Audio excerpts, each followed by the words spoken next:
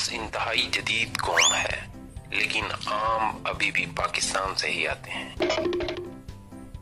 France के दूसरे शहरों से भी लोग पेरिस में आम खरीदने आते हैं। इन्हें अक्सर पाकिस्तानी दुकानदार कह भी देते हैं कि थे आम लेना आया।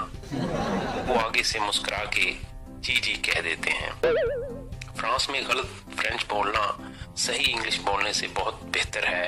इंग्लिश बोलेंगे तो फिर ये आपसे नहीं बोलेंगे।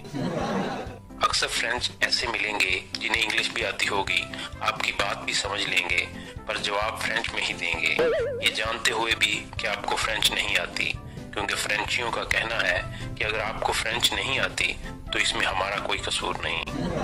फ्रेंच लंबे और बहुत स्मार्ट होते हैं, इतने स्मार्ट कि पाकिस्तान में हो तो हर शख्स गुजरता हुआ कहे कि जनाब कुछ खा भी लिया करें। ट्रेन सिस्टम में इनका कोई सानी नहीं। दुनिया की सबसे तेज तरीन ट्रेन TGV इन्हीं की इजाद है। बगैर ड्राइवर के ट्रेन भी इन्हीं की इजाद है। दुनिया की सबसे अजीब तरीन इजादात भी यही मिलती हैं, जैसे कि फ्रेंच किस और फ्रेंच कट वगैरह। टाइम के बहुत पाबंद हैं, यूरोप के दूसरे ममालिक से भी ज्यादा। मैं जब बार्सिलोना से पेरिस फ्रेंच ट्रेन TGV पे आया तो पेरिस पहुंचने से कुछ लम्हात पहले बार बार कोई अनाउंसमेंट हो, मुझे शक गुजरा कि ट्रेन में कोई बड़ी फिल्मी शख्सियत ना घुस गई हो।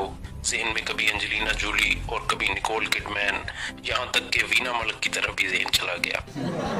फिर ख्याल आया कि TGV 350 किलोमीटर फी घंटा की रफ्तार से दौड़ रही है, ये कैसे आ सकती हैं?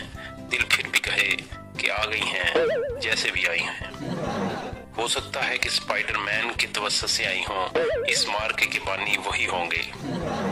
किस अहमक की ख्वाहिश थी कि स्पाइडरमैन को देखे। मैं तो निकोल की आंखों और अंजेलिना की अदाओं के ताक़ुब में था। फौरी तौर पर एक लड़की से दरियाफ्त किया कि बार बार ये क्या ऐलान हो रहा है।